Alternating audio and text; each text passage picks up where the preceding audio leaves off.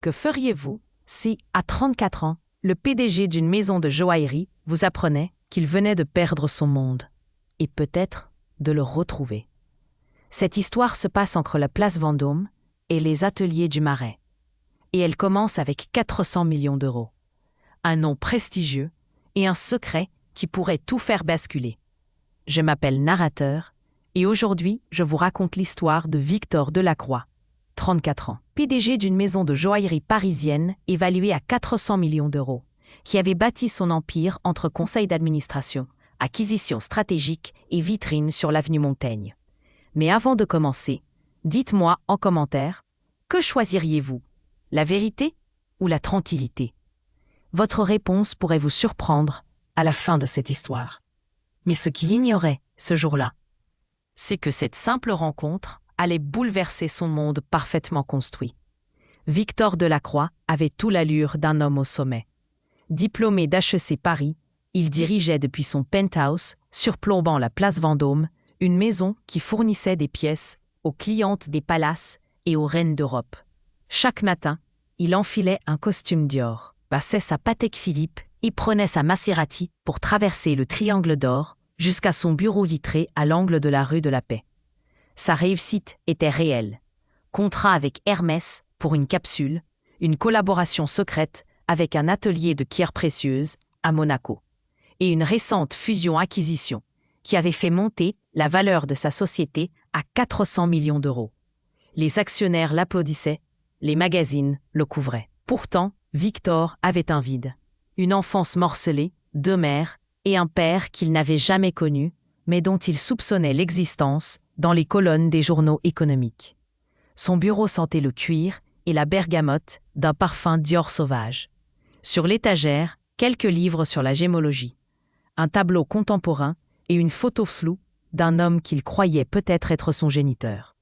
On lui enviait la puissance, personne n'imaginait sa peur. Perdre sa maison à cause d'une rumeur, ou pire, d'une chute familiale. Ce qu'il allait découvrir lors de cette réunion ordinaire changerait le cours de sa vie à jamais. Élise Marchand n'était pas l'image qu'on attendait d'une rivale. À 32 ans, diplômée DSCP, elle dirigeait depuis le Marais un atelier de joaillerie contemporain primé par les revues spécialisées. Fille d'une modeste famille d'orfèvres de province. Elle avait refusé une fusion imposée avec une grande maison il y a 2 ans. Son refus avait blessé des intérêts puissants, mais elle avait préservé son indépendance créative. Élise portait ses propres créations, des bagues sculpturales, des colliers qui racontaient une histoire. Elle conduisait rarement une grosse voiture. Une petite Peugeot la menait aux ventes aux enchères où elle traquait des pierres rares. Son atelier sentait l'or, la cire et le café noir.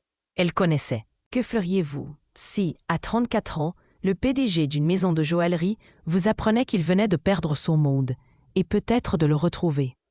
Cette histoire se passe entre la place Vendôme et les ateliers du Marais, et elle commence avec 400 millions d'euros, un nom prestigieux et un secret qui pourrait tout faire basculer.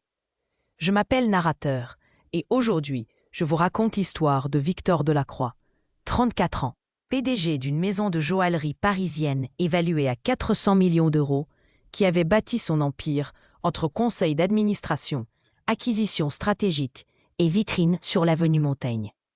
Mais avant de commencer, dites-moi en commentaire, que choisiriez-vous, la vérité ou la tranquillité? Votre réponse pourrait vous surprendre à la fin de cette histoire. Mais ce qu'il ignorait, ce jour-là, c'est que cette simple rencontre allait bouleverser son monde parfaitement construit. Victor Delacroix avait tout l'allure d'un homme au sommet. Diplômé d'HEC Paris, il dirigeait depuis son penthouse, surplombant la place Vendôme, une maison qui fournissait des pièces aux clientes des palaces et aux reines d'Europe. Chaque matin, il enfilait un costume Dior, passait sa Patek Philippe et prenait sa Maserati pour traverser le Triangle d'Or jusqu'à son bureau vitré à l'angle de la rue de la Paix. Sa réussite était réelle. Contrat avec Hermès pour une capsule, une collaboration secrète avec un atelier de pierres précieuses à Monaco et une récente fusion-acquisition qui avait fait monter la valeur de sa société à 400 millions d'euros. Les actionnaires l'applaudissaient, les magazines le couvraient. Pourtant Victor avait un vide. Une enfance morcelée, deux nerfs et un père qu'il n'avait jamais connu, mais dont il soupçonnait l'existence dans les colonnes des journaux économiques. Son bureau sentait le cuir et la bergamote d'un parfum Dior sauvage. Sur l'étagère, quelques livres sur la gémologie, un tableau contemporain et une photo floue d'un homme qu'il croyait peut-être être son géniteur. On lui enviait la puissance. Personne n'imaginait sa peur. Perdre sa maison à cause d'une rumeur ou pire d'une chute familiale. Ce qu'il allait découvrir lors de cette réunion ordinaire changerait le cours de sa vie à jamais. Élise Marchand n'était pas l'image qu'on attendait d'une rivale. À 32 ans, diplômée d'ESCP, elle dirigeait depuis le Marais un atelier de joaillerie contemporain, primé par les revues spécialisées. Fille d'une modeste famille d'orfèvres de province, elle avait refusé une fusion imposée avec une grande maison il y a 2 ans. Son refus avait blessé des intérêts puissants, mais elle avait préservé son indépendance créative. Élise portait ses propres créations, des bagues sculpturales, des colliers qui racontaient une histoire. Elle conduisait rarement une grosse voiture. Une petite Peugeot la menait aux ventes enchères où elle traquait des pierres rares. Son atelier sentait l'or, la cire et le café noir. Elle connaissait. Que feriez-vous si, à 34 ans, le PDG d'une maison de joaillerie vous apprenait qu'il venait de perdre son monde, et peut-être de le retrouver? Cette histoire se passe entre la place Vendôme et les ateliers du Marais.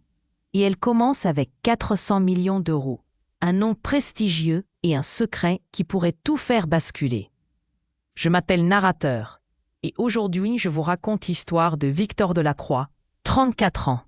PDG d'une maison de joaillerie parisienne évaluée à 400 millions d'euros, qui avait bâti son empire entre conseil d'administration, acquisition stratégique et vitrine sur l'avenue Montaigne. Mais avant de commencer, dites-moi en commentaire, que choisiriez-vous, la vérité ou la tranquillité? Votre réponse pourrait vous surprendre à la fin de cette histoire. Mais ce qu'il ignorait ce jour-là, c'est que cette simple rencontre allait bouleverser son monde parfaitement construit. Victor Delacroix avait tout l'allure d'un homme au sommet. Diplômé d'HEC Paris, il dirigeait depuis son penthouse surplombant la place Vendôme, une maison qui fournissait des pièces aux clientes des palaces et aux reines d'Europe. Chaque matin, il enfilait un costume Dior, passait sa Patek Philippe et prenait sa Maserati pour traverser le Triangle d'Or jusqu'à son bureau vitré à l'angle de la rue de la Paix. Sa réussite était réelle. Contrat avec Hermès pour une capsule, une collaboration secrète avec un atelier de pierres précieuses à Monaco et une récente fusion-acquisition qui avait fait monter la valeur de sa société à 400 millions d'euros. Les actionnaires l'applaudissaient. Les magazines le couvraient. Pourtant, Victor avait un vide, une enfance morcelée, 2 mères et un père qu'il n'avait jamais connu, mais dont il soupçonnait l'existence dans les colonnes des journaux économiques. Son bureau sentait le cuir et la bergamote d'un parfum Dior sauvage. Sur l'étagère, quelques livres sur la gémologie, un tableau contemporain et une photo floue d'un homme qu'il croyait peut-être être son géniteur. On lui enviait la puissance. Personne n'imaginait sa peur. Perdre sa maison à cause d'une rumeur, ou pire, d'une chute familiale. Ce qu'il allait découvrir lors de cette réunion ordinaire changerait le cours de sa vie à jamais. Élise Marchand n'était pas l'image qu'on attendait d'une rivale. À 32 ans, diplômée d'ESCP, elle dirigeait depuis le Marais un atelier de joaillerie contemporain, primé par les revues spécialisées. Fille d'une modeste famille d'orfèvres de province, elle avait refusé une fusion imposée avec une grande maison il y a 2 ans. Son refus avait blessé des intérêts puissants, mais elle avait préservé son indépendance créative. Élise portait ses propres créations, des bagues sculpturales, des colliers qui racontaient une histoire. Elle conduisait rarement une grosse voiture. Une petite Peugeot la menait aux ventes aux enchères où elle traquait des pierres rares. Son atelier sentait l'or, la cire et le café noir. Elle connaissait.